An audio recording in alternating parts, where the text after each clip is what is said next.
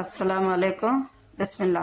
வாங்க இன்றைக்கி களி கிண்ட போகிறேன். களி கிண்டுறதுக்கு நான் கொஞ்சோண்டு குருணை வேக போட்டிருக்கேன். அரிசி அது இது பகுதி வெந்தால் போதும். பகுதி வெந்த பிற்பாடு கேழ்வரகு மாவை கொட்டி களி கிண்டணும். இப்போ அந்த அரிசிக்குள்ளே மாவை கொட்டிட்டேன். மாவை கொட்டி கொஞ்சம்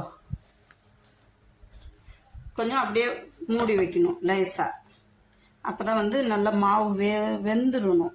மாவு கொஞ்சம் ஒரு 5 நிமிஷம் வேகணும்னு வச்சுக்கோ. வெந்த பிற்பாடு தான் அப்புறம் இந்த ஆப்பை இருக்குது, ஆப்பையை போட்டு களிக்கிட்டுவேன். களிக்கின்றப்ப காமிக்கிறேன். இங்கே பாருங்கள், இப்போ அந்த அரிசி வெந்த இதில் மாவை கொட்டியிருக்கேன். மாவை கொட்டி ஒரு 2 நிமிஷம் இப்படி மூடி வச்சோமா மாவு வெந்துடும். வெந்த பிற்பாடு தான் நம்ம கிண்டணும். இந்த ஆப்பையை வச்சு இப்படி காம்பில் இங்கே பாருங்கள். இப்போ களி கிண்டிக்கிட்டு இருக்கிறேன். நான் களி கிண்டிட்டு உங்களுக்கு காமிக்கிறேன். இங்கே பாருங்கள், மாவு தண்ணி தொட்டு பார்த்தா மாவு வெந்துருச்சு, நல்லா தெரியும். அப்புறம் நம்ம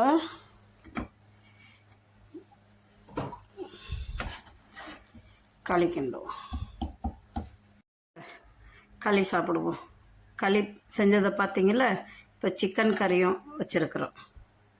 வாங்க, சிக்கன் கறிக்கும் களிக்கும் அவ்வளோ சூப்பராக இருக்கும். முருங்கைக்காய் போட்டு ஆக்கினது இல்லைல்ல, நீங்கள் ஒரு வாட்டி முருங்கைக்காய் போட்டு ஆக்கி சாப்பிட்டு பாருங்கள், சூப்பராக இருக்கும் குழம்பு. இது சுகர்காரங்களுக்கெல்லாம் ரொம்ப நல்லது. டெய்லி நைட்டில் டெய்லி களி செஞ்சு சாப்பிட்டா அவ்வளோ நல்லது, உடம்பு ஹெல்தி, சூப்பராக இருக்கும்.